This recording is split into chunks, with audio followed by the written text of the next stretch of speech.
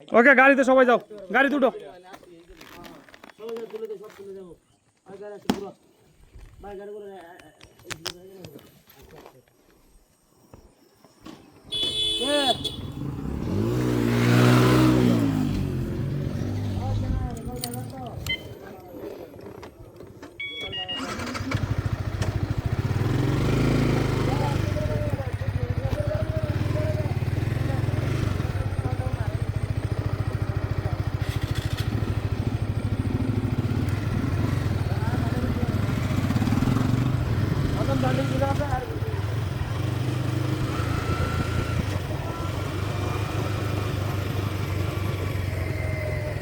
এত সুন্দর ভিউ, এটা না আসলে বোঝার ভাও নাই।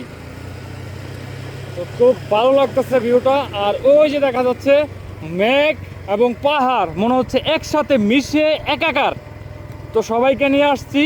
তো আসলে আসার আগে যতটা ভাবছি যে কতটা ডাউন হবে, আসলেই সত্যি এটা অনেক বেশি ডাউন। তো এটা 3 নাম্বার গিয়ারে আছে বর্তমানে। এত সুন্দর নেচার, তো বাইক রাইডিংটা তো অবশ্যই আপনার খুব চিন্তা করে চালাতে হবে। এই জায়গায় আপনার ইঞ্জিল ব্রেকটা আমরা ইউজ করতেছি, কারণ ইঞ্জিল ব্রেক যদি ইউজ না করি ব্রেক প্যাড গরম হয়ে যাবে, তখন আপনার ব্রেকিংয়ের সমস্যা হবে, ব্রেক মিস করব।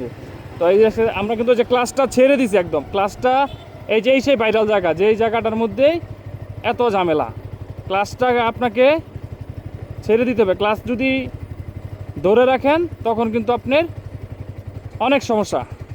এই যে আমি আসছি, এই দেখেন ভিউ। আর এই যে দেখেন উপর থেকে যে নাইমা আসতেছে, দেখেন এটা পুরো একটা পেস, পুরো একটা পেস।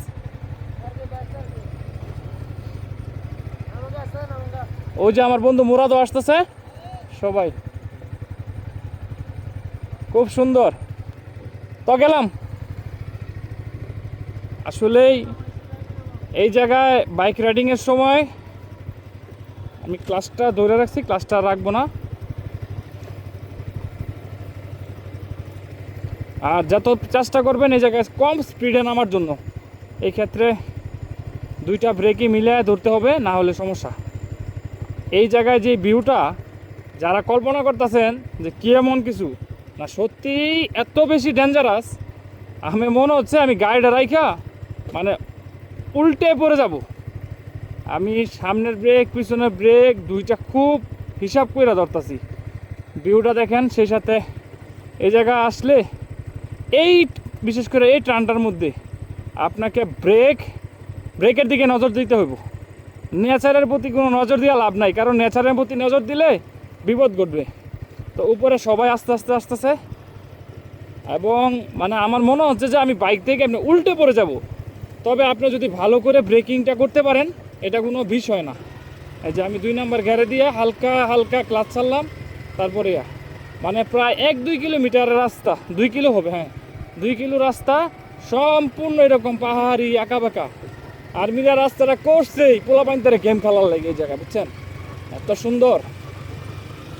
তবে আমাদের সাথে গাইডরা আছে, গাইডরাও একটু বলে দিতেছে যে কোন জায়গায় কী হইতে পারে, ওই অনুযায়ী আমরা চালাচ্ছি। ক্লাসটা ধরলেই গাড়ি গতি পারে, এই কারণে ইঞ্জিল ব্রেক নিয়েই আপনাকে এই রাস্তাটা আসা যাওয়া করতে হইব। দেখেন সামনে ঢালু পাহাড়, আমি যদি এখন জুড়ে না যাই, দেখেন ওয়াও। আচ্ছা ক্লাসটা ছেড়ে দিলাম, ক্লাসটা ধরা যাবে না, ক্লাসটা ধরা যাবে না, ক্লাসটা ছাড়া থাকবে। সোজা কথা, ক্লাসটা ছাড়া থাকবে, এবং হচ্ছে আপনার পিছনের ব্রেকটা বেশি ধরবেন, সামনের ব্রেকটা কম ধরবেন, তাহলে কোনো সমস্যা নাই। তো যারা আপনারা আগে অন্য অন্য জায়গায় গেছেন তাদের জন্য এটা কোনো বিষয় না, যারা নতুন আছে তাদের জন্য আমার এই ভিডিও কথাটি। অনেক সিনিয়র ভাইরা তো আসেন সবসময়, এটা কোনো বিষয় না। চিন্তা করলাম যে আসছি এই জায়গায়, যেহেতু মানুষ কেন পড়ে যায়, একটা কীভাবে উঠলে ভালো হয়। তবে যাই বলুন, এই রাস্তাগুলোতে আমি বলবো আপনাদের সবাইকে সিঙ্গেলই আসার জন্য, কারণ ডাবল আসলে আসলে এই রাস্তাতে একটা বাইকের জন্য অনেক আজাব হয়ে যায়। কারণ এটা যে অবস্থা, এটা যদি নিজের চোখে নিজের বাইক নিয়ে না আসেন, এটা বোঝার কোনো ব্যবস্থা নেই যেরকম।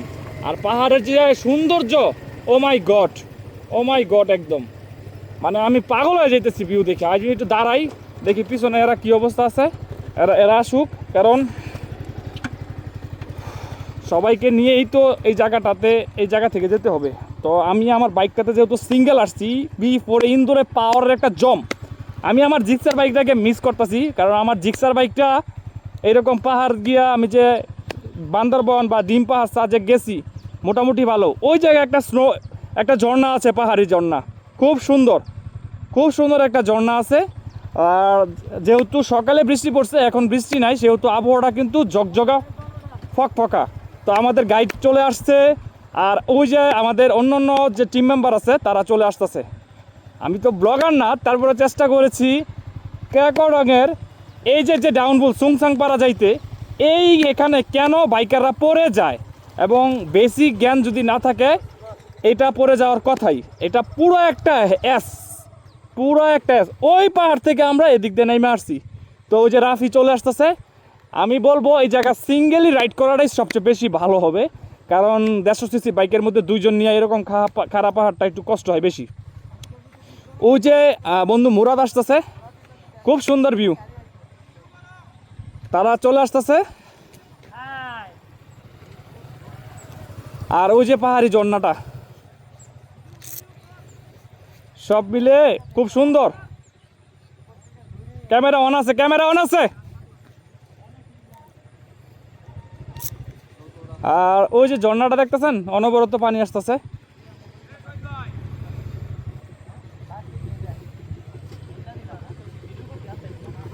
ভিডিওতে বয়স দেওয়া হচ্ছে, তুমি উল্লাপাল্লা বইলো না মুরাদ।